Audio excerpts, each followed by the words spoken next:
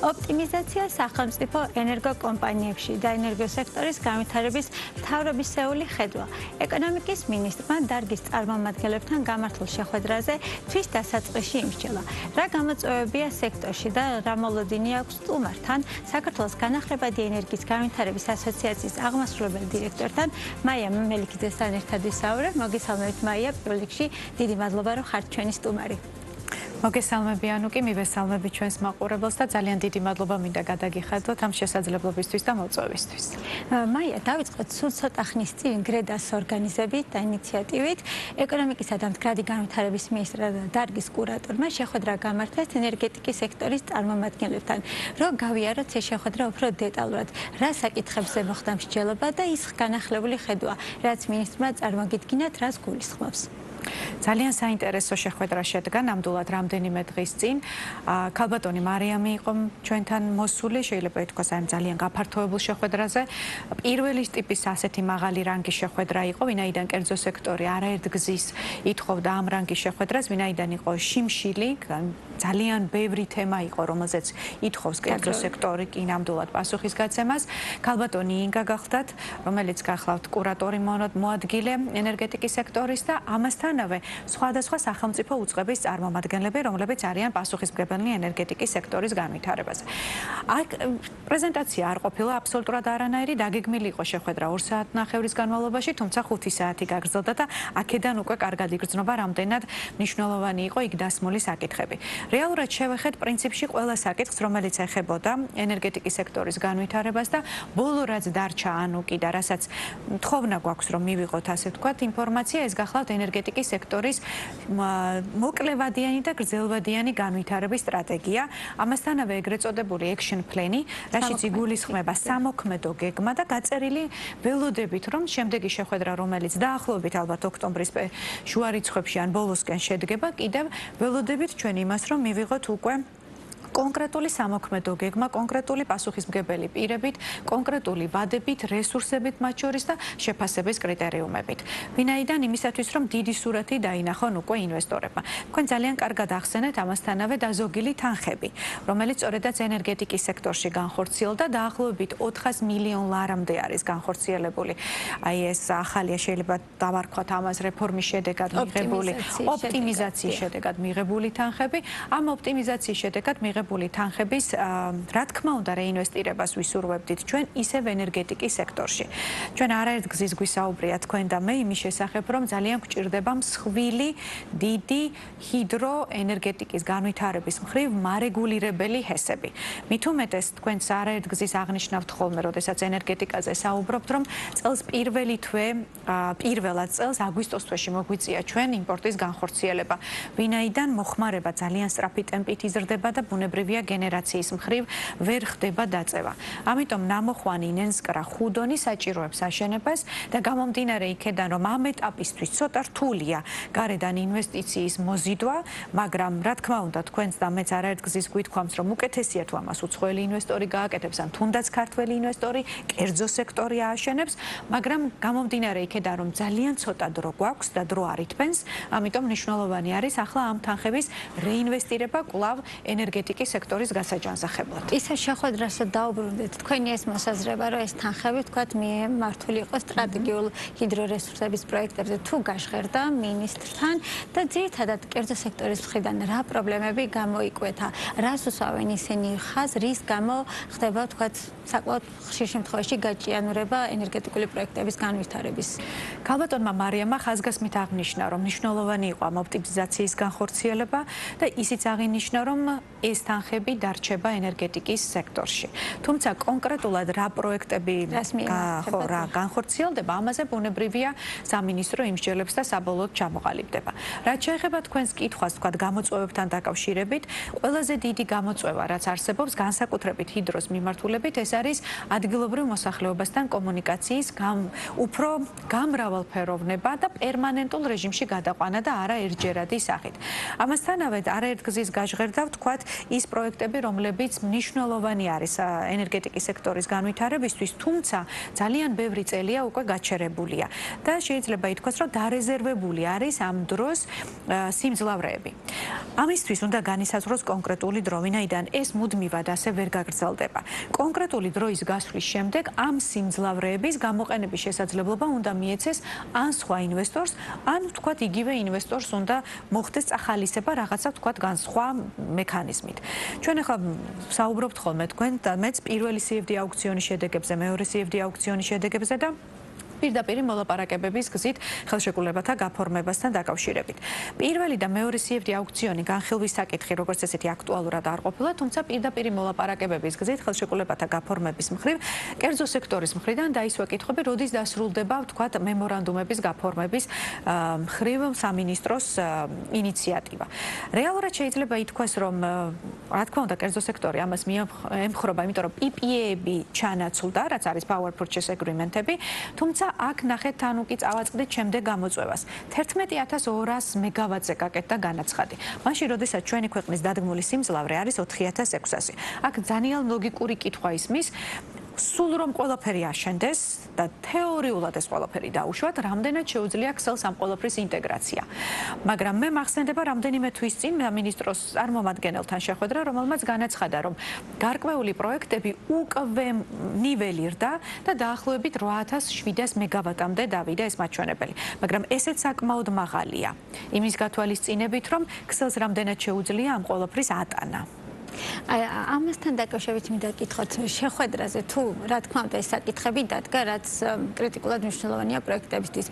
გადაჭრის გზებზე რამდენად მოხდა მსჯელობა, ან თუ რაღაცა გარკვეული პერიოდი მიიღეთ მინისტრისგან დათქმის სახით კურატორ მოადგილესთან და განახლებულ გუნდთან ერთად, განმეორებით შეხვედრა როდის უნდა იყოს, სადაც უფრო გადაჭრის გზებზე იქნება მსჯელობა. კარგი კითხვა, დიდი მადლობა, იმიტომ რომ პირველი შეხვედრა იყო რეალურად პრობლემების წამოწევა. პრობლემების წამოწევა, იმ გამოცდილების გაზიარება მინისტრისადმი, რასაც ადგილი აქვს კერძო სექტორის მხრიდან, იმ გამოწვევებზე საუბარი, რომელსაც აწყდებიან განსაკუთრებით ჰიდროს მიმართულებით, თუნდაც მზესთან დაკავშირებით. ნაკლებად ვისაუბრეთ ამ კონკრეტულ კონტექსტში, ვთქვათ ქარზე, მაგრამ ჰიდრო და მზე ნამდვილად იყო წამყვანი.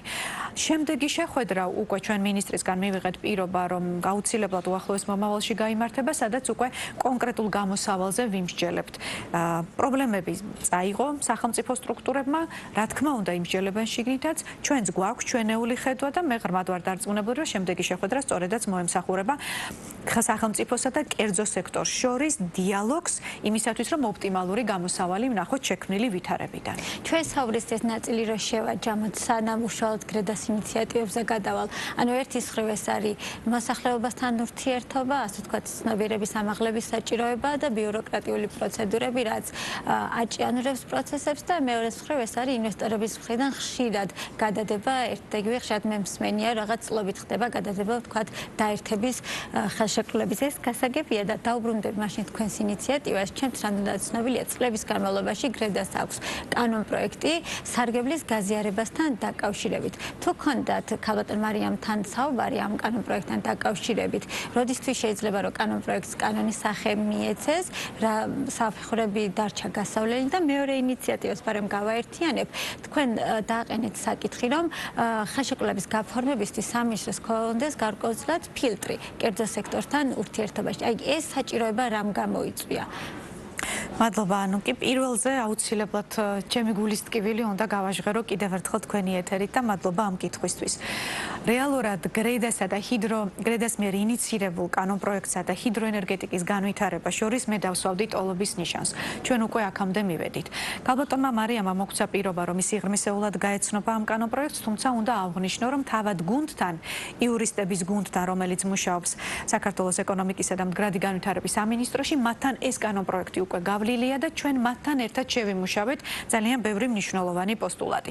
აღნიშნული შესახებ ინფორმირებული არის ფინანსთა სამინისტრო, ახლა უკვე რიგი არის რეგიონალური განვითარების სამინისტროზე, ვინაიდან თქვენ მოგეხსენებათ, ერთი სამინისტრო იყო და გაიყო და ბუნებრივია რეგიონალური განვითარების სამინისტროსგან გვჭირდება მხარდაჭერა.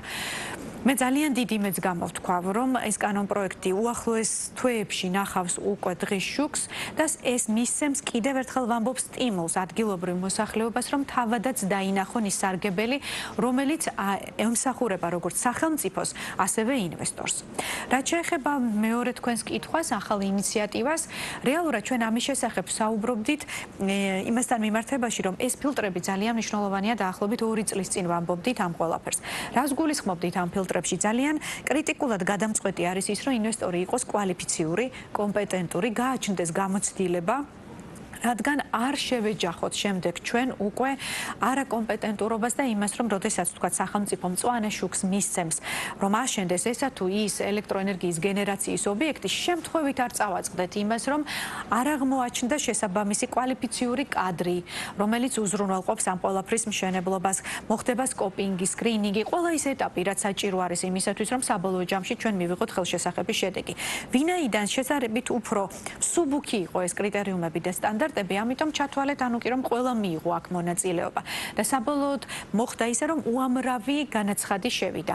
სამინისტროს ძალიან გაეზარდა რა თქმა უნდა სამუშაო რეჟიმი, დრო, პერიოდი და დატვირთვა, მაშინ როდესაც შეიძლებოდა ვთქვათ ამ ფილტრის, იგივე ვთქვათ გამოცდილების ნაწილის პირველ და ერთ-ერთ პრიორიტეტად ჩამოყალიბება. ჩვენ თვლით რომ მესამე CFD აუქციონი აუცილებლად შედგება მაღალი ალბათობით, ჩვენი მოლოდინი ასეთია და თხოვნა სახელმწიფო სტრუქტურის მიმართ და კარგი იქნება თუ ამ კრიტერიუმში, ამ კრიტერიუმების გაწერაში ჩვენც ვიქნებით ჩართულნი, რა თქმა უნდა, ჩვენ დავაყენებთ ძალიან ობიექტურ, სამართლიან, მიუკერძოებელ კრიტერიუმებს იმისათვის, რომ იყოს ობიექტური, გამჭვირვალე და კონკურენტუნარიანი გარემო აბსოლუტურად ყველა ინვესტორისთვის. ჰიდროენერგეტიკას მინდა ხაზი გაუსვა, აშკარად ალბათ სასახად გამოყოფილი საკითხია, რომელიც ჭიანურდება დროში, სწრაფად ვერ ვითარდება, როგორც ჩვენ ქვეყანას, რომელსაც წყალუხვია ამ მიმართულებით შეუძლია რომ განავითაროს. ვინაიდან გრედა არ ვითარებს, არის ასე ვთქვათ კოლგა ორგანიზაცია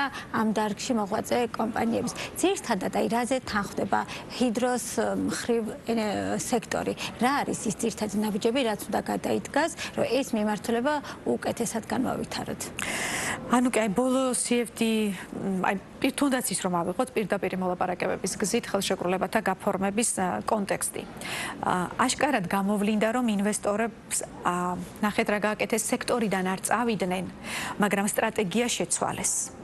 ანუ ის თანხები, რაც მათ ჰქონდათ, გადაიტანეს უკვე მზის ელექტროსადგურების მშენებლობაში. რა თქმა უნდა, ჩვენთვის მისასალმებელია, რომ ინვესტორმა არ დატოვა სექტორი და დარჩა სექტორში, მაგრამ ჩვენთვის გულისტკივილია, რომ ჰიდრომ ვერ ნახა თავისი განვითარების გზა.